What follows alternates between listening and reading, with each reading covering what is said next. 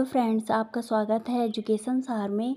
मैं प्रियंका। आज हम यूजीसी नेट फर्स्ट पेपर के वेरी मोस्ट इम्पोर्टेंट टॉपिक संविधान के कुछ महत्वपूर्ण अनुच्छेद के बारे में जानेंगे। ये अनुच्छेद 1 से लेकर अनुच्छेद 395 तक के हैं और वो अनुच्छेद इस प्रकार हैं। अनुच्छेद 1 है, यह घोषणा करता है कि भारत राज्यों का एक संघ होगा। और अनुच्छेद 3 है, संसद विधि द्वारा नए राज्य बना सकती है, पहले से अवस्थित राज्यों के क्षेत्रों, सीमाओं एवं नामों में परिवर्तन कर सकती है। और अनुच्छेद 5 है, संविधान के प्रारंभ होने के समय से ही भारत में रहने वाले वे सभी व्यक्ति भारत के नागरिक होंगे जिनका जन्म भारत में हुआ है तथा जिनके माता पिता भारत के नागरिक हैं और संविधान के प्रारंभ होने के समय से ही भारत में रह रहे हैं। और अनुच्छेद 53 है, संघ की कार्यपालिका शक्ति राष्ट्रपति में निहित है। और अनुच्छेद 64 है, उपराष्ट्रपति राज्यसभा का पदेन अध्यक्ष होता है। और अनुच्छेद 74 है, एक मंत्रिपरिषद होगी जिसके शीर्ष पर प्रधानमंत्री होगा, जिसकी सहायता एवं सुझाव के आधार पर राष्ट्रपति अपने कार्य संपन्न करेगा। राष्ट्रपति मंत्रिपरिषद के लिए एक सलाह और पुनर्विचार की आवश्यकता समझ सकता है तथा पुनर्विचार के पश्चात दी गई सलाह के अनुसार ही कार्य करेगा। इससे संबंधित विवाद की परीक्षा किसी न्यायालय में नहीं होगी। और अनुच्छेद 76 है, राष्ट्रपति महान्यायवादी की नियुक्ति करता है, यानी कि महान्यायवादी की नियुक्ति की जाएगी। और अनुच्छेद 280 है, राष्ट्रपति हर 5वें वर्ष में वित्त आयोग की स्थापना करेगा। इसमें एक अध्यक्ष तथा इसके अतिरिक्त 4 अन्य सदस्य होते हैं। राष्ट्रपति के पास केंद्र एवं राज्यों के बीच करों के वितरण के संबंध में अनुशंसा करेंगे। और अनुच्छेद 78 है, प्रधानमंत्री का यह कर्तव्य होगा कि वह अपने देश के प्रशासनिक एवं विधायक मामलों तथा मंत्रिपरिषद के नियमों के संबंध में राष्ट्रपति को सूचना दे, यदि राष्ट्रपति इस प्रकार की सूचना प्राप्त करना आवश्यक समझे। और अनुच्छेद 86 है, इसके अंतर्गत राष्ट्रपति द्वारा संसद को संबोधित करने तथा संदेश भेजने के अधिकार उल्लेख है। और अनुच्छेद 108 है, यदि किसी विधेयक के संबंध में दोनों सदनों में गतिरोध उत्पन्न हो गया हो तो संयुक्त अधिवेशन का प्रावधान है। और अनुच्छेद 110 है, इसके अंतर्गत धन विधेयक को परिभाषित किया गया है। और अनुच्छेद 111 है, संसद के दोनों सदनों द्वारा पारित विधेयक राष्ट्रपति के पास भेजा जाता है। राष्ट्रपति उस विधेयक पर सम्मति प्रदान करे या अस्वीकृत या संदेश के साथ या बिना संदेश के साथ विधेयक को पुनर्विचार करने हेतु संसद के पास भेजता है। यदि पुनर्विचार करने के पश्चात दोबारा विधेयक आ जाने पर वह इसे अस्वीकृत नहीं करता है।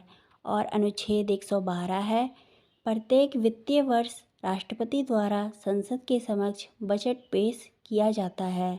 और अनुच्छेद 123 है, संसद के अवकाश के दौरान राष्ट्रपति अध्यादेश जारी कर सकता है और अध्यादेश जारी रखने का अधिकार। और अनुच्छेद 124 है, इसके अंतर्गत सर्वोच्च न्यायालय के गठन का वर्णन है। और अनुच्छेद 129 है, सर्वोच्च न्यायालय एक अभिलेख न्यायालय है। और अनुच्छेद 148 है, नियंत्रक एवं महालेखा परीक्षक की नियुक्ति राष्ट्रपति द्वारा की जाएगी। और अनुच्छेद 163 है, राज्यपाल के कार्यों में सहायता एवं सुझाव देने के लिए राज्यों में एक मंत्रिपरिषद होगी जिसके शीर्ष पर एक मुख्यमंत्री होगा। राज्यपाल स्वविवेक संबंधी कार्यों में मंत्रिपरिषद सुझाव देने के लिए बाध्य नहीं होगा। और अनुच्छेद 169 है, राज्यों में विधान परिषद की स्थापना और या इसकी समाप्ति विधानसभा द्वारा या बहुमत से पारित प्रस्ताव तथा संसद द्वारा इसकी स्वीकृति संभव है। और अनुच्छेद 200 है, राज्यों के विधायिका द्वारा पारित विधेयक राज्यपाल के समक्ष प्रस्तुत किया जाएगा और इस विधेयक पर वह अपनी सम्मति प्रदान करे या अस्वीकृत। इस विधेयक को वह संदेश के साथ या बिना संदेश के साथ पुनर्विचार करने हेतु विधायिका को भेज सकता है और पुनर्विचार करने के पश्चात दोबारा अन्य पूरक अधिनियमों जिसमें पीवी कैंसिल क्षेत्राधिकार अधिनियम शामिल नहीं किया है, यहाँ रद्द किया जाता है।